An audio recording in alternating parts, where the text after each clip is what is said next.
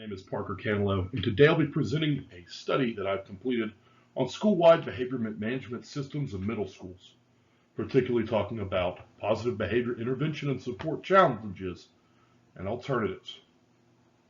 This is for my Master's of Education Administration degree from the Miami Regional University.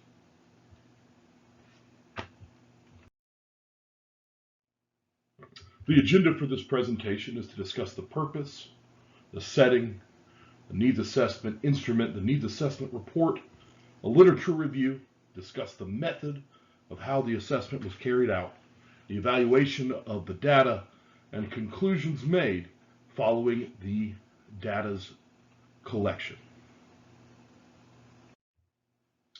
The purpose of this project was to understand the implementation of a positive behavior intervention and support system, also known as PBIS, at a middle school in Jacksonville, Florida.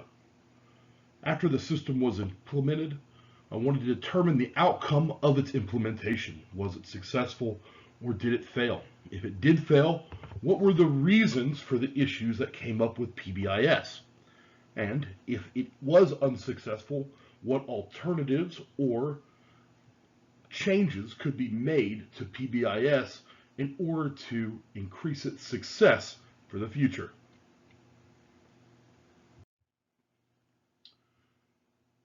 To begin, we really need to discuss the setting of where this took place. The study took place at a Jacksonville, Florida middle school with approximately 1,119 students. The school serves a diverse student population of 44% white students, 18% African American, 28% Hispanic, and 10% Native American. The staff members, our 92 staff members, are diverse as well, with 52% being white, 18% being African American, 24% being Hispanic, 5% other, and 1% Native American. The school benefits from being in a relatively wealthy neighborhood. It is by no means a low-income school, as many of the families come from higher income areas. And the school's benefited from success in testing over the last 3 years. The school was founded in 2018 and currently serves K through 8. After noticing an increase in negative behavior in the school year of 2020 to 2021, the school introduced a well-accepted behavior management system, or PBIS. The system was first introduced in the fall of 2021 through the use of a recording program called Live School. Teachers were not trained on Live School, nor did they receive professional development in classroom management or professional development on PBIS. Since the implementation of PBIS, negative behavior has increased at the school. Noticing the increase in behavior, I spoke with administrators and fellow colleagues to determine what caused the behavior. Negative behavior in my study is classified as classroom disruptions, hallway transition disruptions, fighting, and gross disrespect. These have led to a negative climate and culture at the school, which has led to some poor staff retention and increased negative student behavior. Student behavior was attributed to several factors, the first being lack of social emotional skills following the COVID pandemic of 2019 and 2020, which left many students at home, delaying their social emotional skills and causing additional problems in the classroom. At the same time, the school experienced a large influx of new students, specifically in the middle school, as the 6th grade incoming class was made up of 60% students from other schools not used to the climate and culture of the school. At the same time, there was a large influx of new staff, as staff retention was poor that year. Due to the large influx of staff, climate and culture that had been accepted at the school was not taught, and therefore led to poor classroom management and hallway expectations. Because of these reasons, I developed a needs assessment instrument that could look at and understand the increase and effectiveness and implementation through staff. The needs assessment report looked at specifically the office discipline referrals from 2020 to 2022. It also looked especially at teachers looping in 2020 and in 2022. According to the graph, you can see a great increase in the office discipline referrals from 2000 to 2021. That increase did not show up for the looping students and looping teachers. In fact, for looping teachers, the office referrals decreased. At the same time, I conducted a survey to identify teachers' needs and observations of negative student behavior.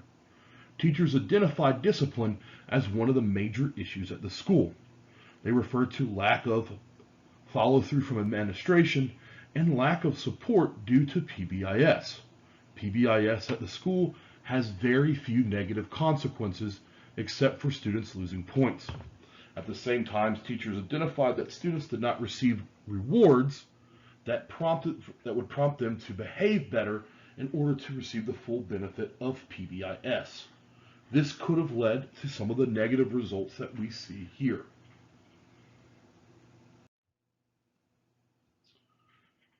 In reviewing the literature on PBIS, the first thing I came across was that most of the information concerning PBIS is positive. In fact, many of the studies show nothing but wild support for the program. So much so that the federal government has funded PBIS through the Department of Education as the only federally funded behavior management system. In reading the literature, you can discover that PBIS primarily is driven through teacher success. All of the reports suggested that when PBIS is not effective, it is entirely on the teacher's inability to buy in to PBIS. Most reports comment that teachers are the reason that PBIS is not effective, not the program itself. This has drawn some great scrutiny from teachers as they find PBIS to be weak when it deals with negative behavior. Even though most of the information about PBIS is positive, there is still some negative results from PBIS studies. In Tennessee, a study conducted showed that students that come from middle schools and elementary schools with strong PBIS programs did not stay out of trouble. Instead, it showed that they got in trouble just as much as students who came from schools without PBIS programs, which means PBIS does not create a skill set or character traits that continue after the program ends. Other strategies in classroom management have been proven to be effective for limiting negative behaviors at schools. Looping is one of the best strategies for limiting behavior. Looping is the practice of a teacher following students from one grade to the next. Teachers that loop report that they have better relationships with their students, as well as better testing scores. This is especially true for mathematics with African American boys. Looping is a positive strategy for building relationships and then utilizing those relationships to develop classroom behaviors that are acceptable and create a great learning environment. Additionally, with the development of neuroscience, we are getting a better understanding of how a student's brain operates, specifically when negative behaviors happen. By better understanding neuroscience, we can not only be better at reacting to negative behaviors, but also being proactive in limiting them. Finally, I believe that my study could fall into line with the literature that I've reviewed. My strategy would be to combine both the effective qualities of PBIS and the effective qualities of looping and relationship building as ways to supplement PBIS. Using the two programs together, maybe schools could find a happy medium where students are rewarded for good behavior and teachers can develop relationships that limit negative behaviors from happening.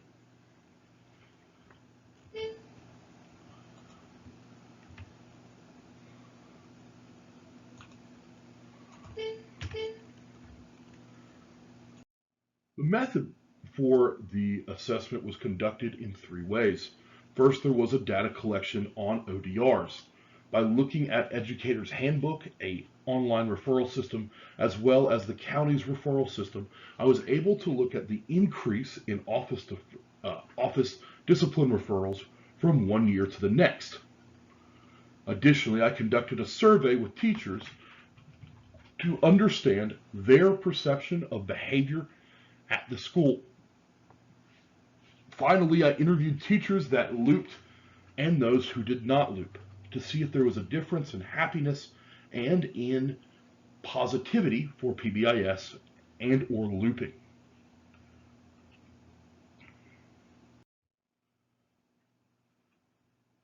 My evaluation of the results are as this.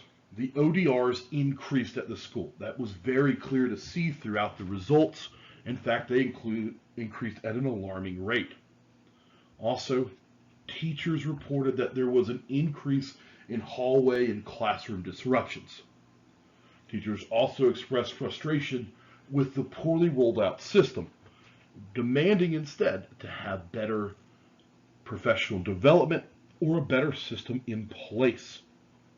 Over time, teachers have come up with useful strategies for implementing PBIS, but that was not influenced by the initial rollout of PBIS at the beginning of the school year. Additionally, students did not feel connected to the rewards for PBIS. Instead, they simply ignored them, seeing that the little value in points. They saw little value in behaving in the classroom, or the hallway, or anywhere else in school-related activities. Finally, the evaluation determined that the teachers who looped enjoyed fewer classroom disruptions and better testing scores from their students. This was across the board for teachers who looped. All of the results for looping teachers were similar, and they were all positive on the experience. Finally, my conclusion, I believe that PBIS works best when there is professional development and staff buy-in. That correlates with studies that were conducted for PBIS by other people in the industry. Additionally, I've come away believing that PBIS is not a cure-all. It needs to be supplemented by additional strategies. I think it would be foolish to say that a school can simply implement PBIS and expect to see positive changes in negative student behavior. Instead, PBIS has to be applied in an effective way where teachers can buy in and students can buy in. The rewards have to be very visual, and the negative responses have to be visual as well. Students need to understand that their behavior and their success at the school are dependent on one another. The study that I conducted was too small. It needs to be conducted on a larger scale to control for sample size issues. This could be conducted at a number of local schools, and I believe that the findings would be similar to the findings that I had. I believe that looping should be encouraged as a best practice for highly effective teachers. Not all teachers will buy into looping, but many highly effective teachers will. And if they see the results, they may be willing to stay with their students longer. In fact, it should be encouraged, maybe even by additional funds or bonuses for the teachers who do loop, seeing as they're taking on additional work from year to year. Finally, I believe that behavior studies for students should include an element of neuroscience. Neuroscience needs to continue to be the forefront of understanding childhood behavior and childhood development. If we can understand what's going on in their brains, we'll do a better job of understanding how to control those behaviors in the classroom to increase learning and reduce negative behaviors. Thank you for your time and consideration on my study of positive behavior management systems at schools, specifically middle schools, looking at PBIS and its alternatives. Thank you and have a wonderful day.